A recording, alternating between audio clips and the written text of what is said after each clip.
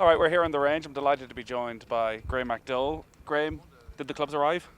No clubs yet, Oh, unfortunately. Air France are telling me they'll be in Dublin tonight at 10 p.m. And hopefully a courier service will have them. do you not have minions that you send down to pick them up then and make the 4 hour I don't have drive? any minions. I'll leave that for my kids watching those in the movies. But no, I mean there'll be a courier service. We'll hopefully have them at the Ballyliffin hotel here by 4 a.m. tomorrow morning, and I'm on the tee at 7:30 in the pro-am, and hoping to have my bats back in my hand. So we'll see. It's been an interesting 36 hours. I mean, anyone that travels a lot goes through airports. We lose bags. This one just the timing. The timing was frustrating because obviously I had to pull the ripcord on this open qualifier today over at St Anne's. I played my practice round yesterday. I was ready to go, but I couldn't get a straight answer out of Air France yesterday regards when my clubs were going to arrive. And at about 10 a.m. this morning, I managed to find someone who could talk a bit of sense and actually go and kind of put hands on them for me, and hopefully we'll get them to me tonight. So been a frustrating one, but not the end of the world. Listen, I mean, these things happen. The qualifier today was no guarantee that I was going to get through, and I had to turn my sights on to getting ready for this weekend, and looking forward to it. So, what clubs were you practicing with there for the last few minutes? Well, I'm a Strixon player, and we've actually just brought out some new irons lately, so the guys were, we'd already talked about building a set of the new irons, so the guys were, I spoke to them yesterday. I said, listen, we could have a problem this week, because not only was the lost clubs affecting my open qualifier today, but it was also potentially going to affect the Irish Open, because I couldn't seem to get a straight answer out of anyone. Like anyone that's dealt with airline customer service will know at home, it's a pain. And I'm no different. I'm no more special. It was a business class ticket with Air France, and believe me, it may as well. Back to the private jets. In hindsight, yes, should have flown. It's worth the money. Should have flown private. I mean, hindsight's 20/20 in this case. Should have driven. Should have just put them on my back and jumped on a bike, and I'd have still had them. But now listen, it's one of those things, and like I say, there's a lot worse things going on in the world than me losing my golf clubs. But getting ready for this weekend's the key right now. You're an elite player. Touch, feel is everything, and you're so used to those clubs. But the obvious question would be, what could you not have just used, considering, as you say, the Open Championship qualification, you get in there, the momentum the effect it can have on world rankings. Is it not that simple? Yeah, it wasn't that simple, and Twitter world were letting me know that last night. No sympathy out there. No, there's no sympathy, and I mean, I understood where they were coming from. It was like it's the Open Championship. You'd go out there in one leg to try and qualify, but I guess what people didn't realise, it's not my last chance to qualify for the Open. There are 3 spots available this weekend at the Irish Open, and there's another 3 spots next weekend in Scotland. So if it had been my last chance to qualify, of course, I'd have been out there. I'd have taken a half set of clubs, and I wouldn't have cared what they were. I'd have tried. But the big difference was I've got a $7 million event to play here in Ireland with 3 spots up for grabs. I kind of had to cut my losses and say, right, I'm not going to beat myself up for 36 holes today.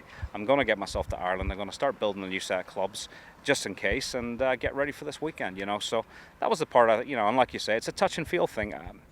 I spent hours working on my equipment and dialing my equipment in, and could I have competed with a borrowed set of clubs today? I might have been able to, but I wasn't really willing to roll that dice in this scenario. I'm watching Darren Clark behind you, who I think has been on this range for at least 4 hours. That sounds like Darren, yeah. You've had an awful lot of upheaval, good stuff, in your life over the last 4 or 5 years, with children, with a marriage, with business.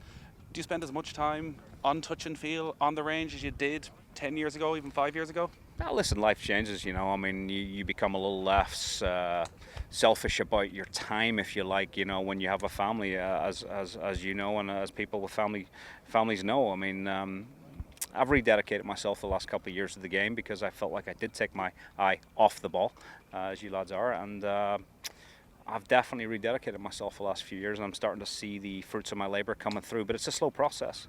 Confidence is one of those little small things that, unfortunately, you just can't get it out of a bottle. I wish there was an easy way, but you've got to go out there, do it, get a card in your pocket, shoot some 65s, and the confidence will come back. But it's a process which I'm enjoying more. This year's been really good. I've played a lot of good golf this year, and listen, I'm here at an Irish Open. I always say it, love to compete, love to win this week, and I feel like my game's in the shape where I possibly could compete. An awful lot of these guys who are coming through the ranks through the US universities now, the likes of Justin Thomas, even Dustin Johnson, they bomb the ball an absolute mile. You play a very different type of game. Is that something, and the way courses have been set up, you've had to start readjusting to as well over the last 18 months, 2 years? Or maybe you always have been, just you've had that inner confidence in your game that you know he can get you around the course. But have you noticed an effect that it's more difficult for you to get around the course now? I'd say in my mid to late 20s, I was probably long enough to compete any week. I think as I got into my early mid 30s, my driving distance gradually, I felt like guys got more advantage from the new equipment than I got. And there's no doubt, some off seasons over the last 6 or 7 years, I've tried to get longer. In fact, the last 12 months is probably the most progress I've made in my driver in a long time. And I really do feel like I'm nearly back to driving the ball a distance where I can compete week in, week out. I don't think that's going to be a big factor here at Ballyliffin this week. I heard from one of the other players they hit one driver today in practice on 18 holes. So this is not going to be a 350 Bombers track. This is going to be a positional track.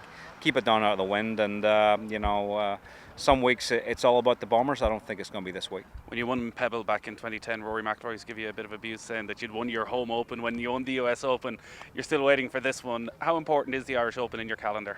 Yeah, I mean the lads like to take the piss a little bit, and I do make my home in America, and I do have an American wife, and my kids are probably not going to have much of an Irish accent, but that's life, and I'm very proud of my US Open, and the Irish Open is a special event. This is my 17th Irish Open in a row. I'd love to win this one. Let's be honest. I mean, I grew up here on the north coast of Ireland. Family and friends will be here this week. This is where I spent a lot of my teenage years out in these links like this one at Ballyliffin, and certainly love to compete up here. You're going to be a host as well over the coming years as well. Yeah. So I'm on the rotation. I mean, obviously Rory's done a fantastic job over the last few years putting this event back in the map, attracting Dubai duty free, making this a Rolex Series event, $7 million, attracting the best players in the world, and looks like we're going to get a chance to host as well. Myself, Darren behind me there, Porreg, and Paul McGinley, and obviously hopefully more Irish players in the future. So I think it's great. I'm looking forward to it. No idea when it's going to happen. As in, I'm sure the older boys will get a shot first, and when I'm older and grayer, I might get a shot as well. Well, best of luck this weekend. Hopefully the clubs arrive tonight. I hope so. Thanks, guys.